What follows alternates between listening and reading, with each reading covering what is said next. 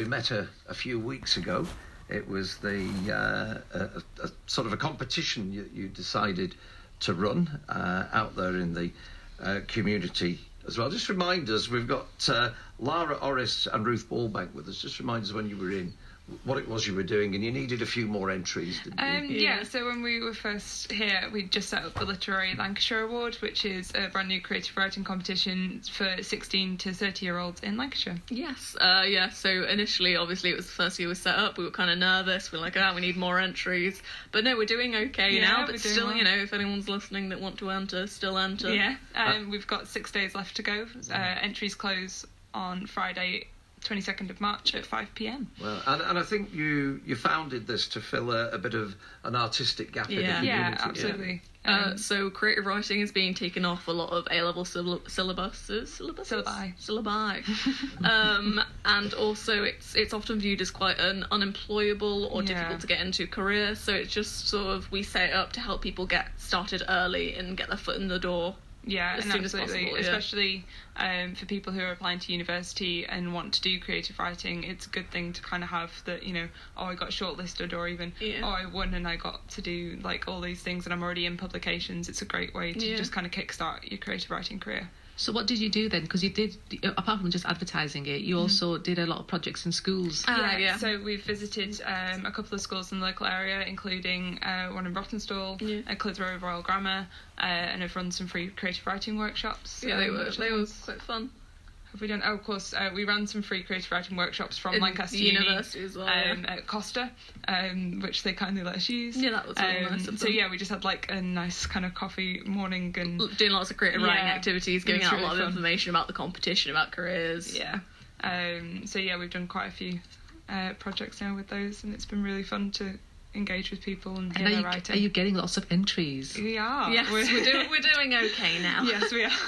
Because obviously, like Lara said before, we were just a brand new competition and we were quite nervous because no one had heard of us before. But obviously, we've been given funding from Lancaster Friends, so the prize money has gone up, which we think has that's cemented it. It has. So prize money is now like £250 for each first prize. We've also, because we've got more money, we're able to pay for a creative writing course for the winners as well, worth about £150. Yeah. So it'll be an online course, so they can kind of continue to develop their creative writing skills beyond the competition.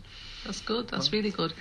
We'll chat a bit more after the news headlines and the sport as well at 8:30. John Barnes on the way next. This is My Life.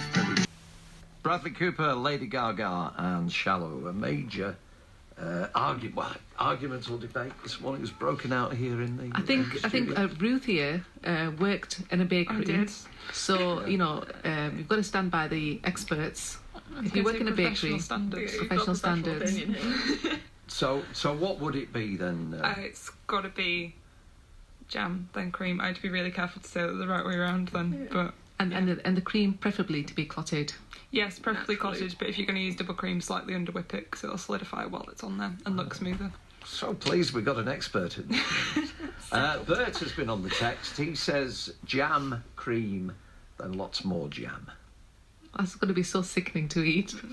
And also, then you're just going to get a load of jammy cream. If you're putting the two side of the scones together, then yes, but if you're eating single sides... Also, you're not in the Midlands, it's scone. Look. Another debate is breaking out here. Scone or scone? It's scone. Scone. Which is telling us nothing about the Literary Lancashire Award, which Ruth and Lara have come in to tell us about, and of course... I'm fully up for an entry about scones, if someone wants to write it. I could write a poem about that. Yeah, yes. Together and apart. Absolutely, you put the... Yeah, precisely. We can do that. And then... as John Barnes leaves the studio and the door, of course. This is where the door squeaks, of course. I wish they'd bring some of that spray-on stuff that you can get. There we are, just the full effect there of the door closing. Or as Dan Jewell suggested to Sean Dyche last week at Burnley Football Club. Get a sliding door. Sliding doors, like in Star Trek. But that would cost far too much for me. I think. Two categories. Yes.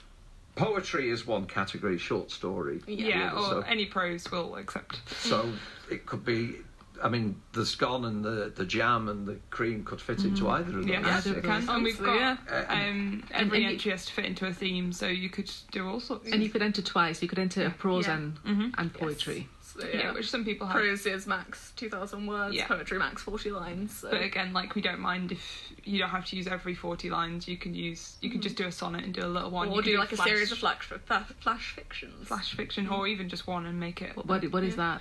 So flash fiction is generally, it's just very short fiction. So a lot of it is in 100 words, which 100-word fiction is called a drabble. A 50-word fiction is called a dribble, but you could do lots of those under the same theme. Yeah, or even... Yeah, flash fictions are just generally under or up to 500 words, isn't it? Learning new words, so dribble and drabble. Yeah. Who knew? Which was one of our creative writing exercises. Can you get your drabble to a dribble, wasn't it? Yeah. And with the short story, what's the maximum limit of... 2,000 words. 2,000 words. Yeah. As you say, entries are coming in now. They are still room for more. Always room for more. Yeah. Have you looked through any of the entries? Or so we are the only people that sort of see everything because we're not judging. So we've just been sorting through them, taking sort of names off the files, prepping and all that them kind of to thing. get to go to the student panel of judges. Yeah, so it's completely anonymous. Yeah, but that does mean we have had little looks through. Yeah, are you impressed with what you've seen? Yes, absolutely. Yeah, we've had some really great entries along the way, and I'm really excited to see which ones there's been some come strong out ones that have.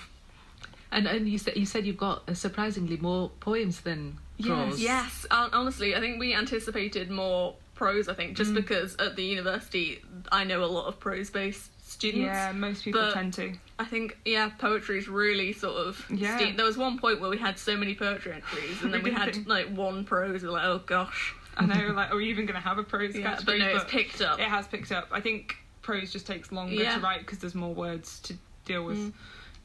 Yeah, so I think they will hopefully come in this week. But usually that's what happens, isn't it? It's last minute. People sort of keep waiting and then submit on the last minute. So you might get a real flurry of entries. So you get the shortlist. They go to the students. They have a look through. Yeah. Who picks the overall winners? So we've got our two final judges are two of our creative writing lecturers, so who are both published writers or poets themselves. Jen Ashworth and Owen Walls. Yeah, and both of them are active writers and lecturers within the department. Yes, they've supported the competition the whole way through, which is really useful. I think the number of times we've had to email Owen Walls Owen's just been heckled consistently. He absolutely has. Well, best of luck with that. As you say, final few days to get your entries in. Yes. How do people enter? So probably the best way is if you head to our website, which is, here we go, www.theliterarylancashireaward.weebly.com.